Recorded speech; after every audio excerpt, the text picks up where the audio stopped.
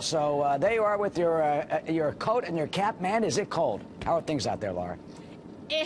It certainly is. Hi, Eric, and Happy New Year's Eve to everyone watching. In fact, this, of course, is going to be the largest celebration in the United States. Everybody tunes in to see what happens here in New York City. And while it's very exciting and fun to talk about the entertainment and all the glitz, of course, the two top headliners here tonight is going to be security and the cold temperatures. Now, as we wait for these gated areas to fill up, I'm going to have Jimmy, our cameraman, push in there. That's one of our first pens that we have seen getting filled up. And as we start to see this occur, well, it's noon now. That means all those people are going to have to brave these downright freezing conditions for 8 hours or more of being outside. We've been hearing from our weather team, we're looking at, 11 degrees at midnight when the clock strikes. So for all those people who love setting records, congratulations. If you are here tonight, you are going to be a part of history. We are on track to be in the top 3 all-time coldest New Year's Eve celebrations for the Big Apple. The number 2 spot on the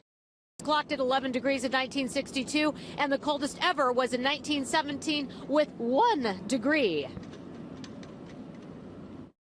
I couldn't do it. I actually don't understand how they sit out there for that long. I couldn't do it. I think that's a little crazy, actually, because it's too cold for that. You're going to be packed in here with so many people. It's like all those penguins, they get all that heat mass going. So I don't think it would be that bad. And one of the things everybody needs to look out for yourself and for each other if you're out here tonight or one of the many cold spots in the United States is hypothermia. Some of those symptoms that you need to look for would be confusion, shivering, of course, memory loss, and slurred speech. So it may not be that they've had too much booze. It might be that they've had too much cold, Eric. Especially standing out there for 12 hours waiting for the ball to drop later on tonight. Meanwhile, as you said, Laura, the NYPD, they're taking no chances tonight.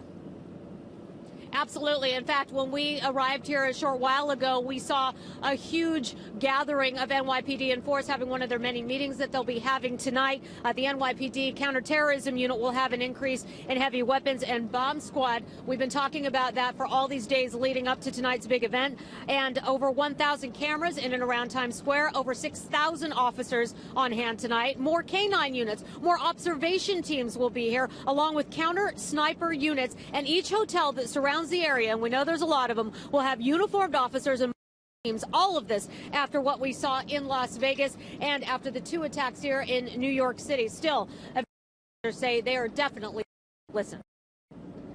NYPD is amazing. They've dealt with this many, many years, but they've stepped it up a little bit. They have extra vehicle blockers at different intersections because of all the crazy people in the past year that have tried to drive through people. And then also a very heavy undercover presence, especially in the hotels, because they've learned from Las Vegas. So NYPD, as always, not only on top of the game, but ahead of the game.